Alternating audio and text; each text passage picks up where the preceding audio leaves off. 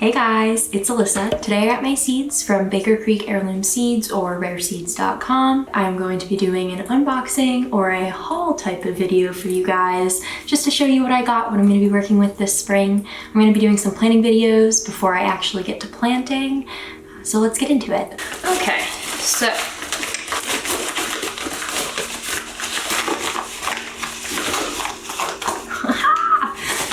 So this is what it came packaged in. It's just a bubble mailer. It seems pretty solid though. I do want to note that if you are nervous about buying seeds, cold, freezing temperatures are going to be fine. I live in the Northeast, so it definitely was below freezing today when these arrived. So you're not going to have problems with that. You do want to worry with your seeds with humidity or really high heat. Probably not the heat part of it, that it has to get really hot for it to ruin your seeds. But humidity is definitely a huge thing. You don't want these guys getting wet. So if it's raining on the day that you know that your seeds are arriving, you definitely want to get out there and intercept that package right away. Okay, so when I open it up, it's just, I don't know if you can see in there. It's just all the seed packets kind of thrown in there. I have, oh, okay. So I have an itemized receipt of all of the seeds that I actually got. I don't know if anything was on back order. It says that I purchased 50. That seems right to me. I'll maybe try to organize things out into sections, not necessarily every single seed packet. Oh, I forgot I got this. Hi, Hannah. Can I come in? Yeah, of course. Cool. Okay, I am back. I took a quick minute. I just wanted to organize these seeds or else this was about to be a very long video. So I'm going to start. I got a couple varieties of flowers. I wasn't really planning on having a flower garden. My goal is to have more of a food forest, but everything that I got really does have some either medicinal qualities. You can use it in teas, or it's really good for drying out. I do really love having fresh flowers around, so I figured that'd be nice to dedicate a little section of my garden to having some beautiful flowers. They're great for pollinators too, so they're gonna attract bees, butterflies, other things to your yard. All right, next up, I have my broccolis and cauliflowers. I got 4 different varieties of these. I don't know, this one to me seems really cool. It's an Italian broccoli. I hope it actually looks like that because that is awesome.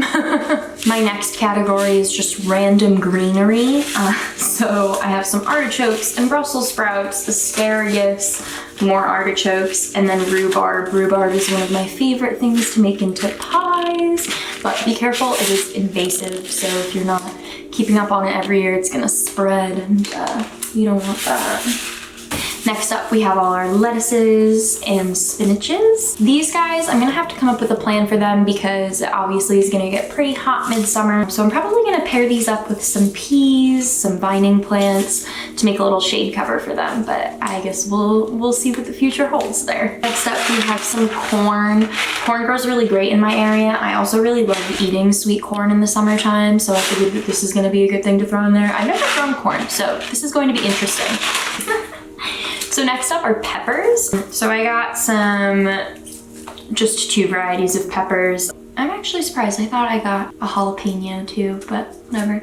I'll have to pick up. There are some seeds that I definitely didn't get. Some of them were out of stock, so I'm gonna have to source them from elsewhere, but that's all right. So I got like a big bell pepper, and then I also got apocalypse scorpion peppers. I don't know, they look all wonky, but I'm excited. They kind of also look delicious. I love cooking with pepper. So next on the list is going to be my berries and melons. So I have 2 different varieties of strawberries. These are going to be perennial, so they're going to come back year after year if I take care of the plants. I got some goji berries, huckleberries, which I didn't even know that you could grow here, let alone source them through seeds. I was under the impression that huckleberries only grew out west in the mountains, so I'm excited to see if this is anything like an actual huckleberry. It's not a real huckleberry from what I could tell online, but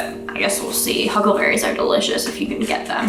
And then I got a little watermelon. Melons are not my favorite, but everyone else seems to like them, so All right, so next up are going to be my roots. So carrots and onions.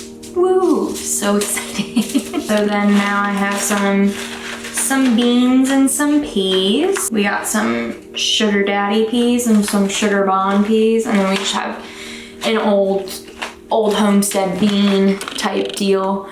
Those are gonna be great. These are really great like shade plants too. If you just let them trellis up, they'll give you some good shade underneath where you can put things like your lettuces, stuff that needs a little bit of protection from the sun.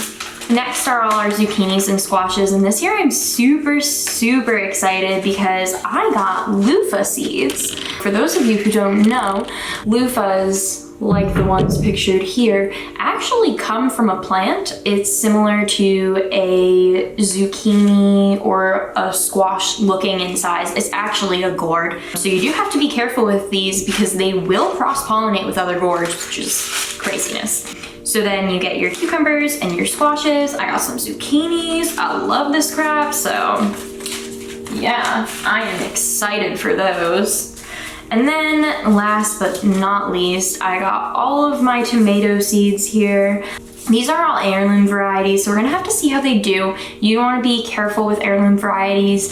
After a few years, they're not bred to be disease resistant, so you do have to kind of be careful with them. If you're saving your seeds, you definitely don't want to save from diseased plants.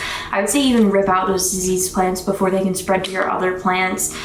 We're gonna see how this goes with heirloom seeds. I know that some people prefer not to use them. Some people prefer just to have these in a seed bank in case they ever need them. But I guess we'll see. I really wanted to start with some heirlooms because I love their varieties. They're tried and true, so we'll see how it goes. I'm going for a more experimental garden, not necessarily yield, but if they're getting all disease ridden, I don't want to deal with that either. So we're gonna see how this summer goes. I did not actually mean to say last but not least. This is last and probably the coolest thing that I bought. This is called Clyde's Garden Planner. I don't know. It was $5, but it looks like you can like slide it out and it'll tell you when to plant certain things, which is so interesting. So I guess we're gonna see what this says. I first have to figure out how to read it, and I'm not entirely sure, but we're gonna figure out how to read it, and then this is very exciting. I'll do that off camera. So that is it for me. Thank you so much for watching. I know that this is one of my earlier videos, but please give me a subscribe. Let's grow together. Ew. Well, a lot of gardening content coming your way, a lot of DIY content coming your way. Definitely drop in the comments below what you think you're going to be growing this year and any questions that you have about seeds that you're getting, heirloom varieties versus buying seedlings that are already started versus just going to the Walmart and getting seeds. Anything that gets you out there and digging in the dirt and planting, messing around, that's a great first start. Like I said, like and subscribe, and I will see you in the next one. Bye-bye.